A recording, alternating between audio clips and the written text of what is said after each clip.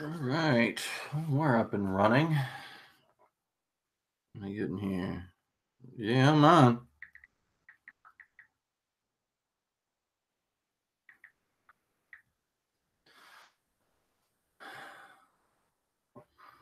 You got people already chiming in because I'm on at 8 o'clock in 48 seconds. So you already know how to do this. our only little stream here. I told you I was taking a break from making videos, so next time we do one of these will be final exam time. My seniors, the 3 or 4 of you that I got, you're out of luck. This is the last one because I'm not doing a stream for your final exam. You just come into office hours and we'll handle it that way. So, all right, let's see. Oh yeah, of course. Okay. Well, we got it's 8:02, so I'm just waiting for questions. And not all that much to talk about. I mean, there's a long unit. It just, I don't know, it was more of big things rather than all these little tiny things. So I'm just waiting on some topic to talk about. I mean, it's almost like these things are kind of useless in a sense because they got a bunch of videos that you could watch without having to ask me some questions. So got a whopping 10 viewers. That almost matches what I have for those 3 videos that I made. Oh well. So here we go. Still don't have any questions yet. It's like everybody wants to view and wait for somebody to pop off a question. Then I always got those couple people like, well, I don't have a Twitter. You know, it takes like 30 seconds to make one. You always delete it at the end of the semester.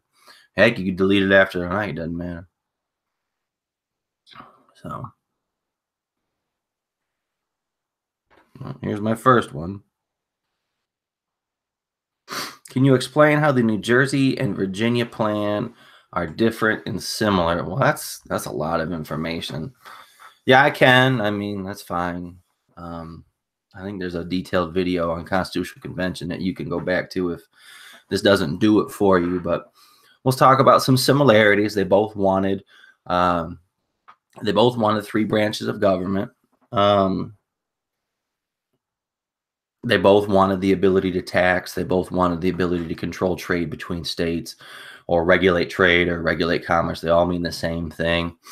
So those are some similarities. They both wanted a stronger government. Now, if you look at the 2, Virginia plan is going to want the much stronger government, where the New Jersey plan wanted to be more like the Articles of Confederation. So one thing now, even though they both had 3 branches of government, when you look at the executive branch, the Virginia plan only had 1 executive, where the New Jersey plan wanted multiple members to make up the executive branch, and that's obviously that didn't get in because we only have 1 president. Some other differences.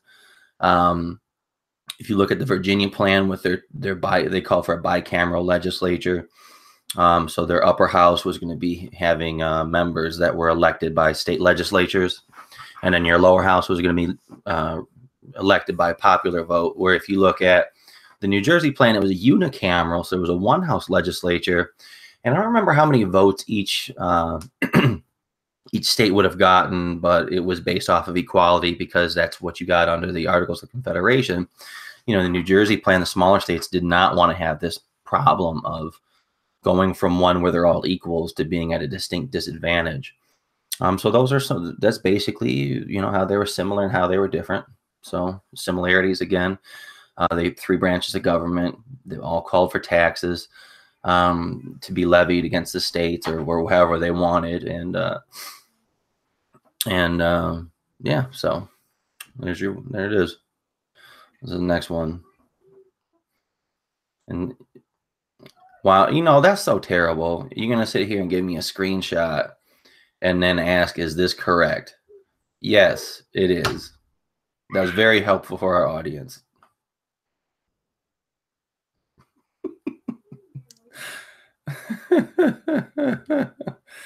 Oh, you know, stop doing this. I'm not even going to do that. That's just terrible.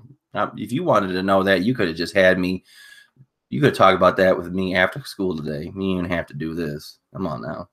That's also why I don't have you guys be able to see the quizzes anymore when you take them online. So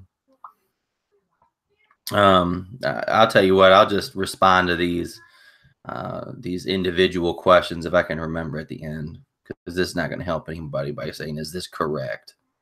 Come on now. Now, what's really shameful is it's basically you've got most of tomorrow's test in your possession. You just don't know what the written portions are. Although I gave you a clue. England Confederation is one of them, and a mystery topic from chapter 1. So, got a whopping 13. I don't think I've ever gotten to 20, 13. I know I got more than 13 D's and F's. But I know that I don't get a whole lot of people who are in that category actually in here. Usually the 13, 20 people that are in here are the ones who are actually doing pretty well.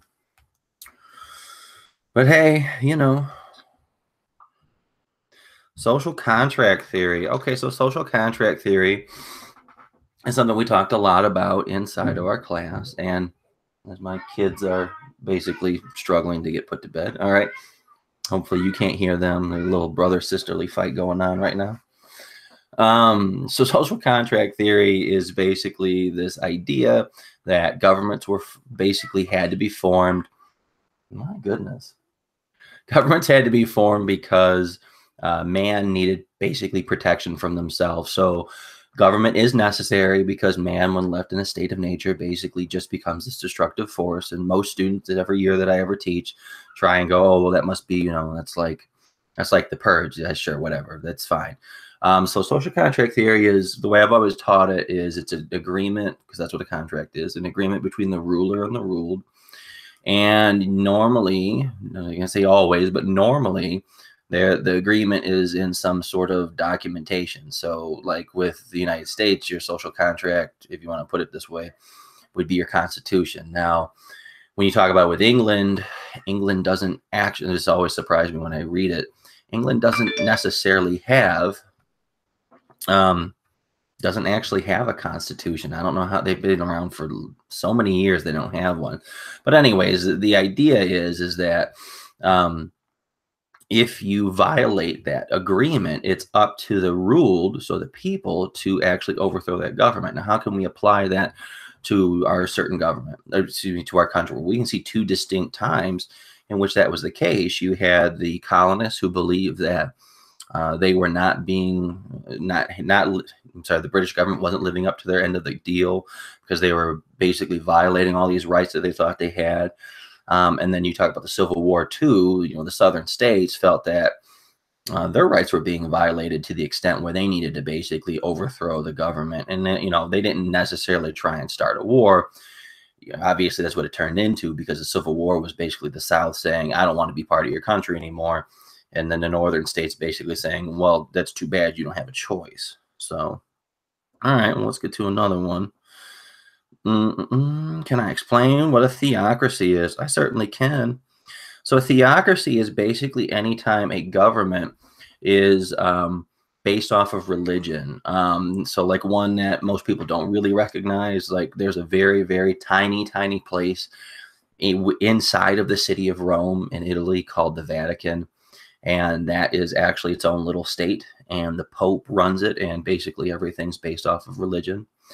We also have some other types of theocracies. Like if you were to look at, I would say Iran is a theocracy, but some of your other Middle Eastern countries are theocracies because they base a lot of their laws and traditions off of religion. So, and now I'm getting emails from students. Let me see. What's this say?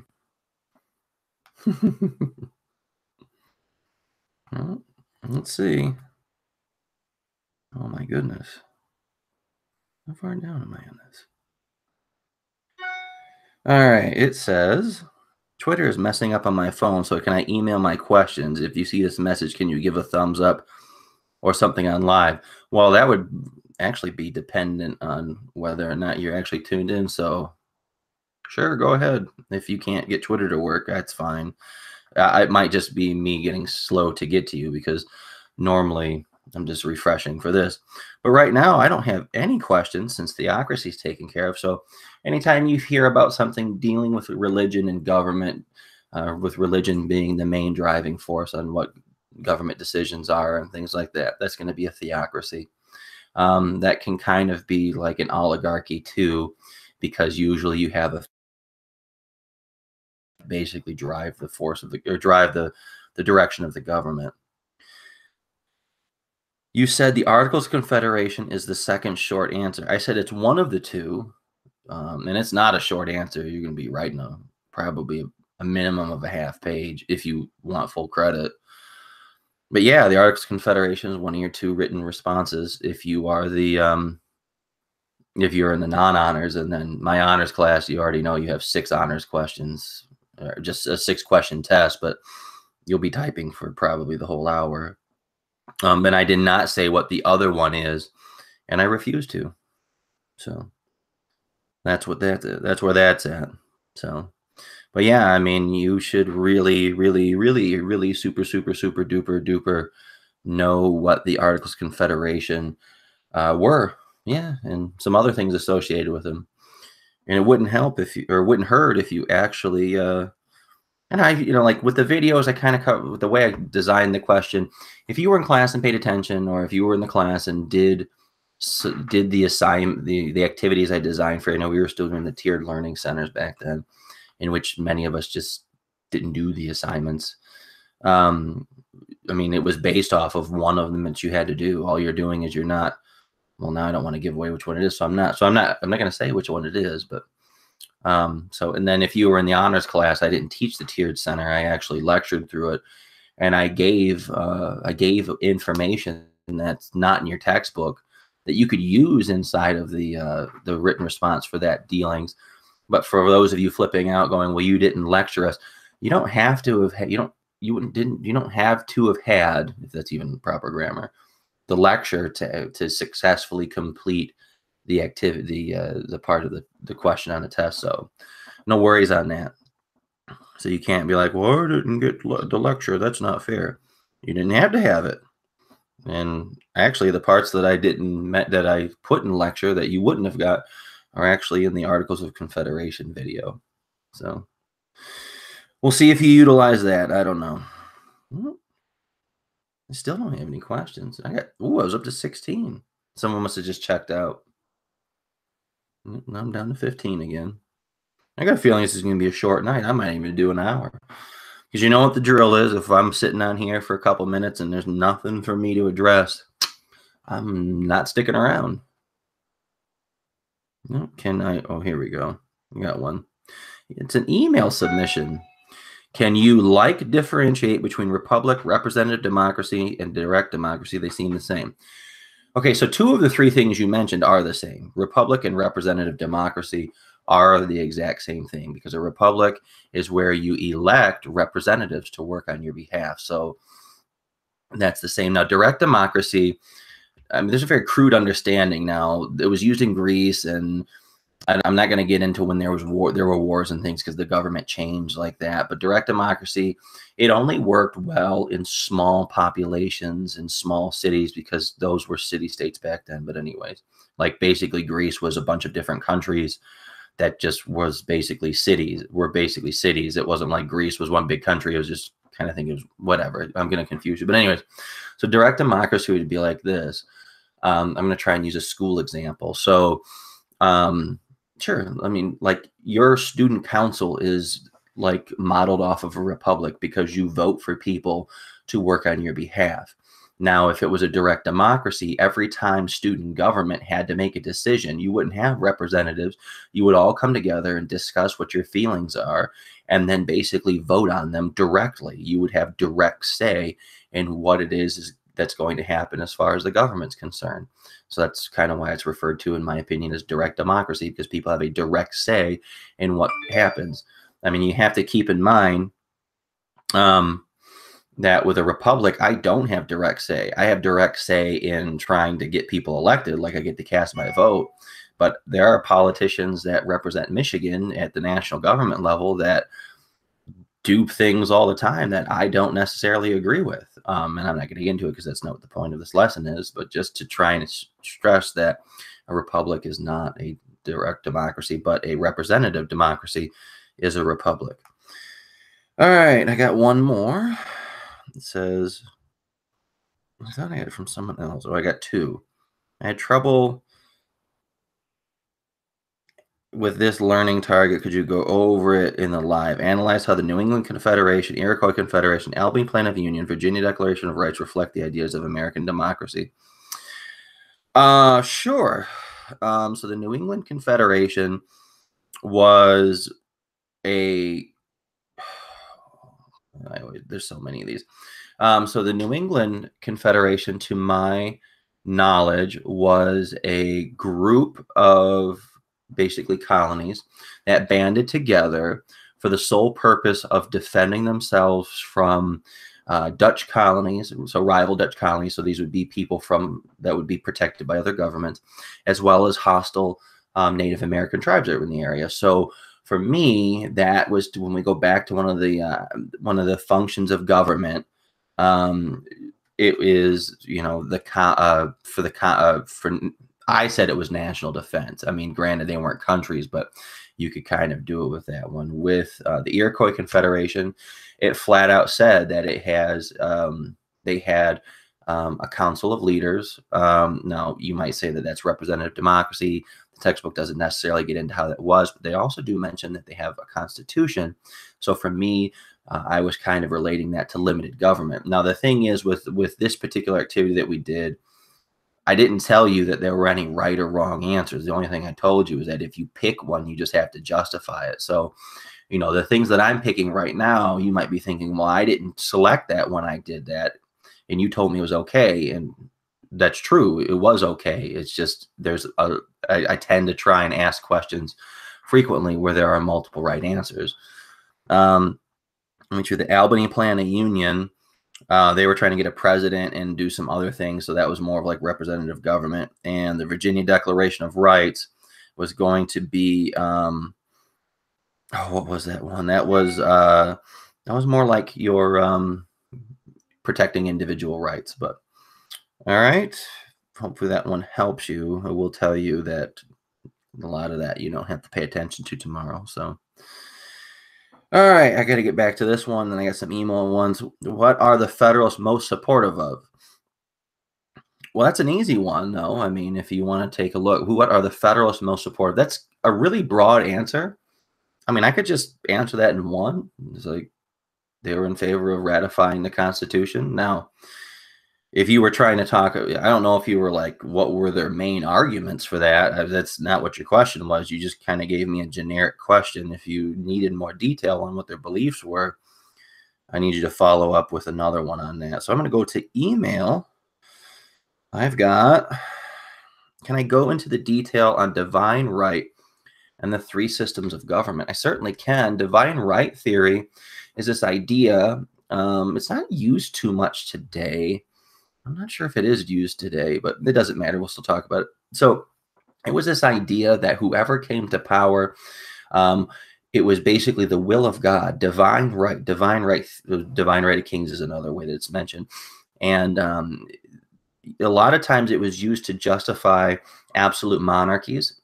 So basically the ruler would act with no regard to what anyone else thought. And it was not really, you couldn't legitimately question this person's actions under this theory of legitimacy, because if they were appointed by God, then who are you to question what they can do? The only person that the ruler would actually have to be held accountable to would be God. Now, the rest of your question says the three systems of government. I'm assuming you're talking about federal, confederal, and unitary. And so let's start off with confederal. So confederal would be really easy to understand because that's what was used in the Articles of Confederation. And it was designed to where regional governments, so I'm going to call the states regional governments, were a lot stronger than the national government. So you basically had this loose coalition, this loose band of states that formed together under an agreement to make a country. But a lot of them still retain a significant amount of power. And whether that works or not, in our case, it didn't. You have a modern day country that is basically a confederation. It's the United Arab Emirates. But I don't really know much about how they work other than that is a modern day confederation. Federalism is easy. That's what you're living in right now.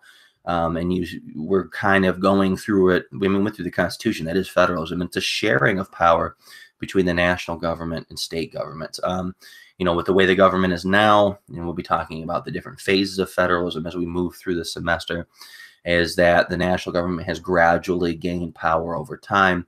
Now, in the latter half of the 1900s, so before you were born, it started to be handed back to the states. Now, as far as modern times, it's very difficult to try and figure that out. Personally, in my opinion, starting with probably George Bush in the 2000s, you probably started to gain more power. But again, that's going to be my personal opinion, and that's not necessarily going to have to be something you have to write about. So those are your three: federalism. Oh, no, I didn't talk about unitary. Unitary is where you have an extremely strong national government, and then the regional governments are extremely weak. Now, we don't have that here. That would be something like England, and you actually have powers as a unitary style of government where you can dissolve and reorganize local and regional governments. So that would be like the equivalent of, which they can't do, by the way, like the United States government just like totally destroying, I don't, destroy is kind of a bad word, but totally getting rid of this government of the state of Michigan. They can't do that, but you have had something in your lifetime that kind of acts like that. And that would be like when the state of Michigan basically just came in and stepped in and took over the city of Detroit government while they were in bankruptcy. The state of Michigan appointed someone to act on their behalf and made basically all the decisions for the city of Detroit. And they eventually gave control back to the city, but during that time, it was kind of acting like I would imagine a unitary government would. So there's those. This one says, so we need to know about the Articles of Confederation, Declaration of Independence, the Constitution, and what other like document. Well, we didn't cover any other like document. Those are we didn't actually talk about the Articles of Confederation, the document themselves. You know what? I'm going to be quiet on that. Yes, you need to know about the Articles of Confederation. The Declaration of Independence, I guess it depends. It probably depends on which test you have. And the Constitution. I actually, let me see. Yeah, I mean, not the whole Constitution. I mean, this is Mackenzie. Let's see. For your test, I want to say I don't have anything where you have to know something specific about the Constitution, but there are a few questions from the Constitution activity for my non-honors tests. And I told you I was going to add those in anyways. I just did not have... Look, the honors test, the way it's designed right now, if I add another question, they'd probably break your back, because I know that some of you are going to probably tell me you don't have enough time, which I don't care because I've already got it cleared by 3 different people. So you're out of luck on trying to fight that battle, because the only person you can go to is someone who already approved of the test. All right. This says difference between presidential and parliamentary system of government. Sure. So a presidential system is, well, it's what we have right now. So you have 3 separate branches of government. We have our executive, our legislative, and our judicial branch. And so with the president being separate from the legislative branch, they can basically be free to do the things that they want to do. They can actually go against the legislative body. Like if, like let's use an example. This isn't a modern day example, but let's say that Congress wanted to pass a law and President Trump was like, I don't really like that law. So you know what? I'm not going to go ahead and sign it. And obviously we have built-in overrides, but those are really difficult to do. And it can become problematic. I can give you a recent one, like when you had Congress that was controlled by the Republican Party, and then you had Barack Obama, who was your president, which is of the Democrat Party. They really did not get along, and it was almost like Republicans could sit there and go, well, I want to go ahead and get these bills passed, and then you knew it wasn't going to get signed because the president had a different agenda. And so the term for that is called gridlock. Basically, nothing happens. So if you didn't know, or if you don't remember from our little discussions, gridlock is another name for a traffic jam. And what happens in a traffic jam with traffic? Well, it doesn't move. So with a parliamentary system, though, it's not as easy to it's not as easy to stand up against the legislative body. First of all, the executive branch and the legislative branch are put together. So with the president, you know that we actually vote for the president. But with a parliamentary system, it doesn't work that way. So basically, with a parliamentary system, you vote for your representatives, and then once they're all elected, they have an election within their own legislative body to figure out who's going to act as their prime minister. So that would almost be the equivalent of like if our executive branch and legislative branch worked like the House of Representatives, because their leader is the Speaker of the House, and that person is selected after all the House members are elected. And it's really easy to replace people who are ineffective as ineffective as prime ministers, where with the president, if they are ineffective, the only way you can get rid of them is if they choose to resign, which, I mean, we haven't had a president resign in my lifetime. Shortly before I was born, one resigned. Well, actually, not shortly. That was 12 to 13 years before I was born, but it doesn't happen very often. But with a prime minister in a parliamentary system, it is easier to replace them. Also, keep in mind this: once the party loses the majority in the legislative body, that's going to change the leader as well. So hopefully that answers your question. That was a lot to talk about. It says in the book, liberty is doing whatever you want without hurting the liberty of others. But when you say it, it's saying doing whatever you want, free from government control. So could you explain which definition I need to pay more attention to? Or could you just explain it a bit? It's basically both. Like, okay, so liberty is, yes, I can do whatever. The way I explain it is this: I can do whatever I want, free from government control, as long as it doesn't hurt other people. And that's pretty much how it works, and how it's designed. Now, there are other things too, like I have freedom of speech, but I can't go around and start harassing people, because that's actually something like breaking the law. Like, harassment is a problem. And then there's threatening people. Like, I can't sit there and be like, I'm going to kill you, and I'm going to, throw you on Kelly Road and run over you with a steamroller, or then sit there and go, well, I was just executing free speech. And it doesn't work that way. Just like I have the right to bear arms, but, I have the right for a gun, but I don't have the right to just walk up and shoot you in the middle of the street. Of course, that might be the sore subject after today, but whatever. I mean, it's related to our lesson. So yes, it's really both. And you have to keep in mind too that there are some exceptions to the rule. You might be sitting there thinking, well, I know someone who smokes weed, and they're not allowed to do that. Why aren't they free from government control? Because the government made a law about it. Now, I mean, the things that you have to really pay attention to for liberty when they design them, those are going to be the things we see in the first 10 amendments. And those are basically a reflection of all the things that the colonists thought they should have had rights to do. And basically the British government just basically violated them. And that's why anti-federalists, I'm skipping around in the last lesson, but that's why anti-federalists basically said, no, I mean, I know Federalists, you think that the way that you have these checks and balances are set up are going to actually protect it, but I need something in writing, and it doesn't matter whether you like it or not. I'm not going to accept the Constitution unless you actually put them in place. So, all right. Let me see. What is this? What are the weaknesses of the Articles of Confederation? All right. Hold on. Let me make sure here. There's a lot of weaknesses in the Articles of Confederation, so this will probably take a little bit of time here. So the weaknesses in the Articles of Confederation, well, the main one that we had talked about is that you had the inability to tax. And when you have the inability to tax, you basically don't have the ability to raise any money. And the national government had significant amounts of debt that it couldn't pay for. Now, some students have come to me and they go, well, I don't really understand that I could ask for money, but I could ask for money and I could borrow money. So what's the difference?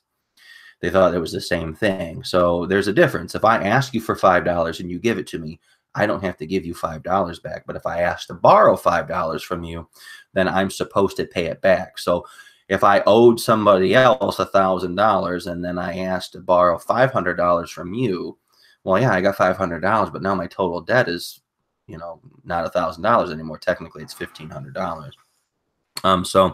And there are other things that became problematic for that. So like, for instance, even if I could get troops, I didn't have any money to pay them, and I wouldn't have had any money to buy guns for them or uniforms or food or any of those things that go along with it. So basically, the analogy that I used for what the government was being turned into was like a beggar. And that's when the classes I did teach, I would try and demonstrate that by going around and asking all these students for $5, and nobody ever gave it to me. Maybe somebody gave me $1. I know my honors class, some kids actually gave up $1 in the example, but I was still like $90 short. And the same thing was true with troops. I couldn't force states to provide troops. So it's like anytime I ask states for anything, the states are like, well, I've got war debts of my own. I can't afford to give you money. That'd be like the equivalent of me owing someone $500 and then you coming and asking me for $20. I'm like, I don't even have $20 to give you right now. So you're just out of luck.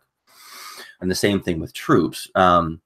So now let's go into the troops portion. So we have three problems. I'll say three problems that you can point to that are just from not having enough troops. Now, the first one is going to be the fact that, and this isn't in your book, this is something that I just did in lecture. So you have the Treaty of Paris, and that's the agreement that ends the Revolutionary War. Well, in the Western Territory, which is the land between where the states are at, the 13 states, and then the Mississippi River, because that's the new Western Territory, because we didn't have anything beyond the Mississippi River yet. The British were still living inside of military force that they were supposed to abandon, and they never leave. They actually don't even leave until around 1818, whenever the War of 1812 ends. And so when I teach this to class, I go, well, what would be the major way that you could get the British to leave your territory? And people, students easily pick up on, well, I would just send the army. So then my response is always, well, what army is that? You don't have any troops. You can't actually force them to leave. I mean, the best you could do is walk up and knock on the door and ask them to leave. And of course, they just laugh at you if they didn't shoot you. And then another one that's not in your textbook is you have to realize that the colonies greatly benefited while they were underneath the protection of Great Britain, because at that time, Great Britain was the biggest superpower on the world scene, whether it be Europe, Asia, anything. They were like the modern day version of the United States. And you didn't want to mess with the colonies, because that would basically be like, if you want to do it this way, like the little brother is the United States and the big brother is going to be Great Britain. You didn't want to mess with the United States, because Big Brother is going to show up and have to do something about that. Now, the Spanish actually control the territory that basically has the Mississippi River on it. And they basically just, I mean, I know that the United States is on the other side, but the way this worked is the Spanish just basically go, you're not going to have access to the Mississippi River. And so there's two ways that you could probably do this to try and solve this. You could try and pay the Spanish for access to it, but you don't have any money, so because you can't tax, so there's another issue. Or you could actually just be like, well, I'm going to fight you over it, and well, we already talked about you don't have any troops, so that's not going to work either. So some other weaknesses would be things like the fact that every state, including the national government, was able to coin money. So you had 14 different currencies that were in circulation, and some states would just refuse to take currency from other states. Like I used before in examples, if I'm in Georgia, I may have never ever seen a New York dollar, but you show up with a New York dollar, which is supposed to be legal currency. I don't know if that's real. I don't know if you made that in your basement or in your shop or whatever. And states would start declining currency from other states. So talking about interstate trade too, some difficulties set up with it, is you also had the national government did not have the ability to regulate trade. And so what you ended up having are 13 different sets of trade laws, and each state always acted in their own best interest. So they would like do things like, yeah, I got a tariff on any goods that are coming in outside of our state, even if it's like, I mean, Michigan wasn't a state back then, but it'd be like if something was in Ohio and they try and send it to Michigan to sell, that Michigan would go ahead and slap a tariff on that particular good because they want to protect all the industries inside of their own state. So you have 13 different trade laws. They're all really confusing. So interstate trade becomes extremely complicated and doesn't necessarily work.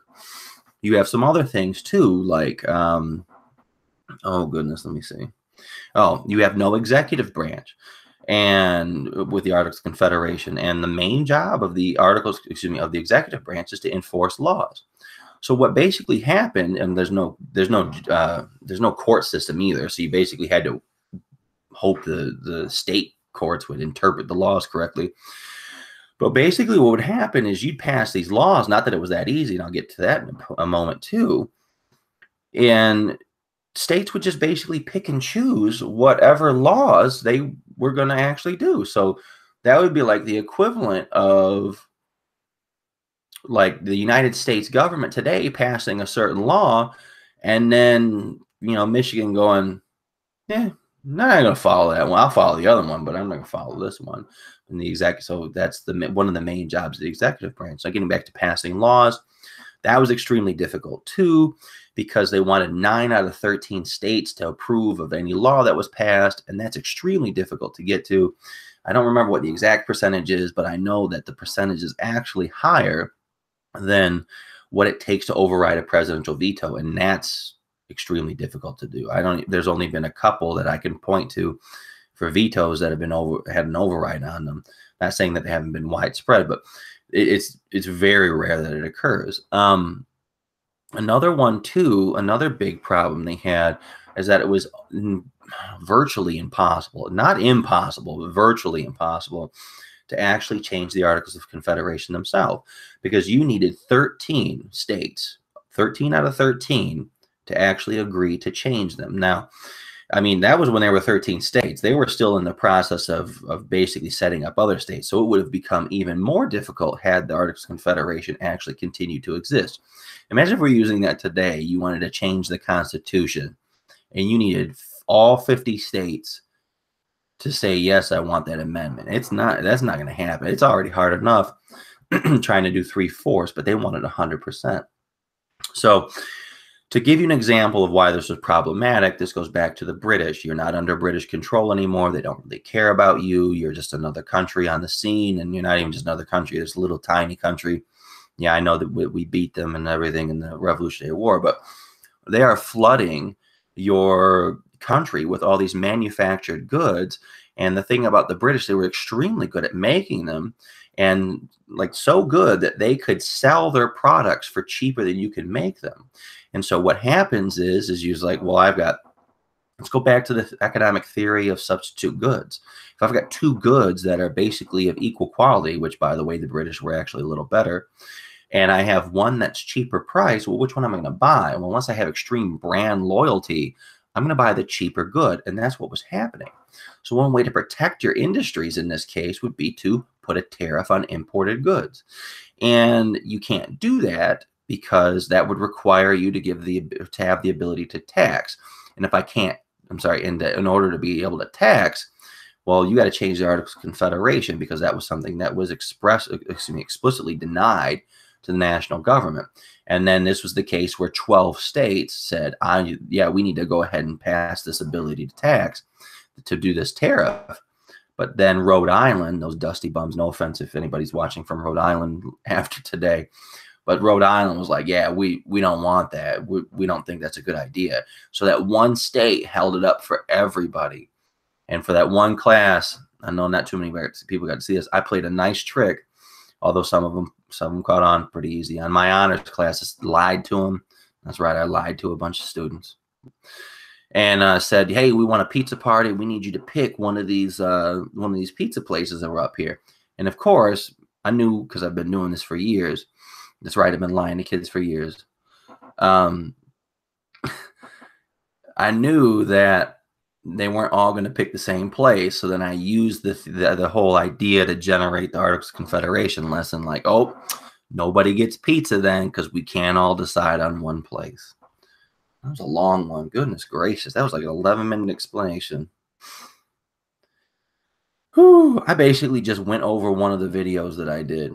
Oh, yeah, another thing, too, if you want to go with lack of army, that goes back to Articles of Confederation. You had Shays' Rebellion. You had a bunch of farmers that were basically upset, running wild across the state. I don't really need to get into what they're mad about, but Massachusetts is like, hey, I need some help. National government, you're supposed to do some, take care of security for us, all these are different issues. And, national governments just kind of look at them like, well, I don't have any troops. So, you don't want to be petty and stingy and don't want to give me any. So, I mean, thoughts and prayers. Now, thankfully, the state was able to eventually get the riot under control, and then, well, that was the defining moment for the United States, because that was the last thing that basically inspired the Articles of Confederation to be dumped, and then basically you have the Constitutional Convention that's created after that. All right, so now with my whopping 13 viewers, I used to have 16. I guess they got bored and left. That's okay. That's okay. So we don't have any more questions soon. I'm gonna log off.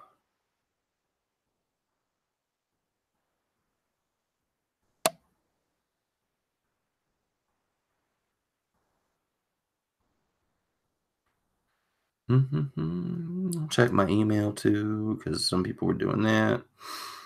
And I don't have any new ones. Oh, here I've got one new one that I didn't get to see. It says, do we need to focus on the ways U.S. government borrowed ideas from the English system of government, Judeo-Christian ideas, and the Enlightenment? Yes, you do. And yes, I'm going to be that simple, because that's all you ask, is if you need to focus on them. Yes, you do. Now, I should say, I should be stingy and go, well, I guess you'll have to wait until tomorrow, but I guess I'm just not going to be that mean today. This one says, is it true that you can be a state without a population? No, you can't. You have to have a population, because if there's nobody there, then how are you going to actually say that that's a state? That would be like, I can't even come up with an analogy. I'm just going to tell you no. The other one is a dictatorship and totalitarian government. The same. It can be. It can be. I would like, if you want to just use a broad brush to say totalitarian government, this would fall underneath that category. It's not like they're two separate categories. It's like, if I would, to me, it would be like if I said, I could say, name all the types of totalitarian governments. And I'm not asking you to do that, but I'm just saying that would be an example of it. Can you give examples of who uses unitary, federal, and confederal government? I did that already, but I'll just do it real quick. Unitary, Great Britain. Confederal, well, that would be the Articles of Confederation, but modern day, that would be I'm just getting all these notifications now. I'm losing my train of thought. Would be United Arab Emirates, but don't worry about that. And then federal, that's what we use right now for the United States. This one says, that's an advertisement. It says, is it true? I just did that one, and I did that one already too. All right, let's try this one. Also, if the parliament, why isn't that defined as dictatorship? Because they force the kings to do what they want. No, they didn't, actually, if you're looking at Britain, and that's an advanced placement lesson with the Glorious Revolution.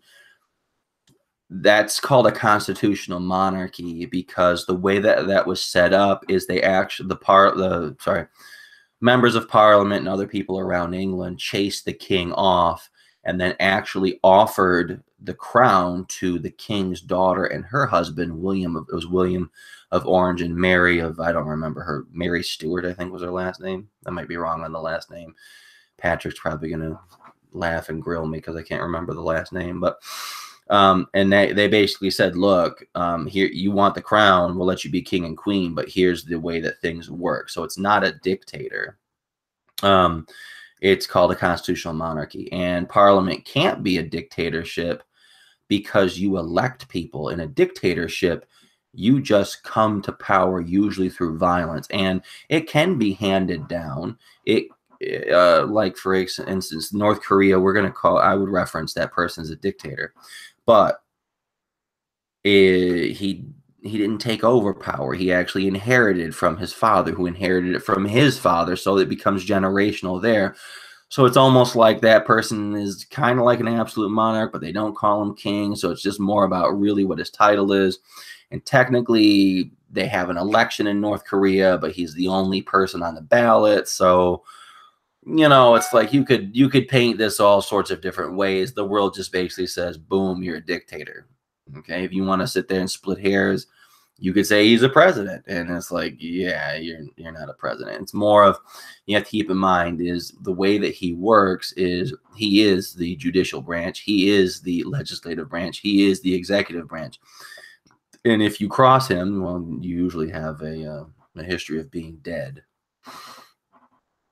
All right, this says, do we have to know about the ideas and principles of American democracy, and can you elaborate on the properties of a state? Do I have to know about the ideas and principles of the American government? Well, I'm trying to remember. You do have to know about some of them if you're in the non-honors class, because if you recall, I had some multiple choice questions that were based off of those particular things. It says, can you elaborate on the properties of a state? Yeah, I mean, the characteristics of a state are population. That's talking about, I have to actually have people in it. Territory, you actually have to have a defined boundary. You have to have a government, and that's, self-explanatory. And you have to have sovereignty, meaning that you basically are recognized as having control over your internal and external affairs. And sometimes sovereignty can be determined by whether or not major countries throughout the world recognize your right to do so. So, like, one of the reasons why Israel, if I recall, was established as a legitimate state on the world view is because on the world scene is because countries like the United States had actually recognized their sovereignty, their ability to negotiate with other foreign countries and basically control their own self-interest. All right, whoa, hold on. This one, can I go over the ways? Oh, I knew that was going to happen. Can I go over the ways that U.S. ideas from the English system of government, Judeo-Christian ideas, and the Enlightenment? Yeah, I can. All right. So we're talking English system of government. We borrow many different things from them. We borrow ideas from the Magna Carta, which is you basically have to get consent from the people in order to create laws. You have things like the English Bill of Rights, which we basically take a lot of those things and put them in our own Bill of Rights. We have bicameralism, which we borrow from their House of Lords and House of Commons, which we now see in our Congress. So that would be more of the ones from the English system of government. When we talk about Judeo-Christian ideas, is basically those are where your natural rights come from. Things like freedom of speech, that's also part of it. We also have things like freedom of religion too. Obviously, those are going to be things found in the Bill of Rights as well. And then with the Enlightenment, the idea of separation of powers was something that was a part of the Enlightenment too. And so there you go. So how do we see separation of powers? Well, that actually carried over into our current Constitution when we talk about the three branches of government. So that answers your question there. This is, do we have to know some parts of the Constitution? Okay, so John, for your class, no. I'm sorry. Yes, you do, because it depends on what question. I mean, I guess I could just have to say yes, and I kind of have addressed this earlier, so I don't really want to do that again. With the rule of law, does that mean everyone is subject? Oh, okay. Rule of law, does everyone mean that? Let me try it. With the rule of law, does that mean everyone is subject to the law, and it would be enforced on them if they broke it? And is that what the Magna Carta is? Oh, and if the intent was to protect the nobles, what did it do for the common folk? Okay, so you have, for the last part, to answer your question, if it helped the nobles, what did it do for the common folk? Nobody cared about the common folk back then. That's just the way the world worked. And if you take AP Euro next year, you'll realize how the common folk don't matter one bit. It's all about the monarch, or yeah, pretty much the monarch from almost every country. And then eventually the monarch and the nobles. And then eventually you have this bourgeoisie, this bougie middle class. They end up taking power, but it's always the working class that gets stepped on until about the 1900s. So that's why it doesn't mention the common folk, because the nobles don't care about the common folk. All right, so backtracking on that. The rule of law just simply means that everyone is held to the same standards. If I'm an absolute monarch, that means that I could have just well, there's a set of laws for me, and there's a set of laws that you have to go by. Now, one of the things that you hear about, and I'm not trying to inject politics into this, I'm just going by things that certain media personalities throw out there, is one of the things they always try and point out that Hillary Clinton broke a bunch of laws and she got away with it. And that's not really rule of law, because they allege that she did things that are similar to what other people have done, that she's done worse than other people's have done. And those people were prosecuted to the full extent of the law, and she allegedly got away with all these crimes. And that's not rule of law. That's basically picking winners and losers and not holding everyone to the same standard. So there's that. All right, let's get to the next one. Do we have to know the ideas and principles of American democracy? I think I already answered that too. That is depends on what test you have. I'm just going to leave it at that. I mean, if I were to give you the honors class a test on every topic, it would take us 2 days, because I could make a test that long, and I don't want to, because I don't want to read it. All right, let's backtrack. I got 2 more on Twitter. I just went through all my email messages, and we got 7 minutes to go. And these are just ones that I already answered through email. Do we have to know about I already did that one, so that one's done. And I already answered that one, because when you send me a direct message, it goes directly into my email. All right. Oh my goodness. 1 minute ago, congressional leaders unveil a $1.3 trillion spending plan. Unveil, they didn't agree to it. Jeez, oh Pete. Run on the idea that you're going to cut spending, and all you do is increase spending. Anyways, 12 viewers now. They just keep dwindling. They just keep dwindling. That's okay.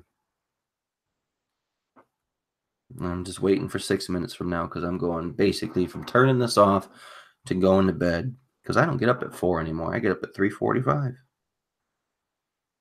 So if I look extra salty and angry tomorrow, you'll know it's why, because normally I'd be in bed.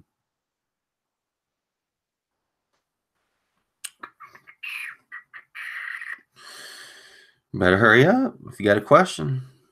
12 people, no questions. You know when this all could have been done? This could have been done in office hours, man. But nobody shows up. Nobody shows up for them. Actually, that's not fair, because I took away your office hours last week because I had to go to parent-teacher conferences. But what are you going to do on the next test when I don't do one of these? I'm going to be mad at home, complaining how Chandler Park doesn't have any teachers that teach people. It's all your fault that I'm failing this class. Can I throw some shade? Here, you can't see that oh well, but those are shades. Went up to 14. Now we're down to 13. Can you explain to me the presidential election? Yep, I sure can. So there were debates about it that there were debates at the end of the Constitutional Convention about, hey, how are we going to actually elect this executive that we just basically agreed we were going to try and have? And some people thought it should be the popular vote, and some people thought it should be the state legislatures, and they end up basically settling on neither. You have what's called the Electoral College, and basically what happens is people would be elected to serve on this as part of this Electoral College, and then they would vote for the president. That's why we call electoral votes in the Electoral College. Now, the way it worked back then is, in my opinion, I mean, I don't know a whole lot about the Electoral College, but back then, I don't think the popular vote really mattered all that much, because it was all about how the electors decided to vote. And technically, in some cases, it still doesn't matter, because the electors don't always follow the will of the people, and they're free to do so in those particular cases. Now, in some states, the way the states have laws written, you have to vote a certain way if you're an elector, but not all states have them. If you look at the election that we just had, Hillary Clinton actually got less electoral votes than she was supposed to, because so many people, I can't say so many, there was only a couple electors, were so unhappy with her. I'm not gonna just say they're unhappy with her. I don't need to get into why. That's not what the purpose of this class is. That they actually cast electoral votes for someone else. So Trump actually won by more votes, not that many in terms of electoral votes, than what was basically decided on election night, because it's not official until the electors actually cast their electoral votes and make it official. So it's not like, on what was it, like November 6th? I don't remember what the exact date was. It was like, yes, Trump's the winner. It's like, no, it's not necessarily. I mean, yes, that's how it was, but it's not official until you carry out the rest of the process. So think of it kind of like that Marbury versus Madison case that some of my classes have talked about, where it's like that one guy was going to become a federal judge, but they never actually carried it out, so he never was. So it's kind of like the same thing with president. If you don't actually have the whole process go over, then you don't become president. But that's never happened where someone has lost an election because people just went rogue and started voting for people that they weren't supposed to. This one says, can I go in depth on oligarchy? P.S. When you don't do this next time, I'm going to be studying like I always do. Okay. And it's oligarchy. This is oligarchy, but that's all right. An oligarchy can be like a totalitarian, but whatever. An oligarchy is basically when a small group of unelected people run all aspects of the country. Some people refer to this also as an aristocracy, because it's a small group of people. That's pretty much it. If you go into ancient Greece, not all city-states were direct democracies. If you look at Sparta, that was an oligarchy. They actually had two kings. I mean, it wasn't just one, so you couldn't have called it an absolute monarch because they actually had two kings. So that would be another case of a small unelected group of people. I mean, this group was only two people big, but again, it's still not one person. So I can't think of I can think of a modern day. No, I can't think of a modern day oligarchy. To me, and this is opinion, the old Soviet Union, which collapsed before you were even born. I was only like maybe 8, maybe 10 at most when it fell apart. But those, that kind of had aspects, of an oligarchy. So there's that.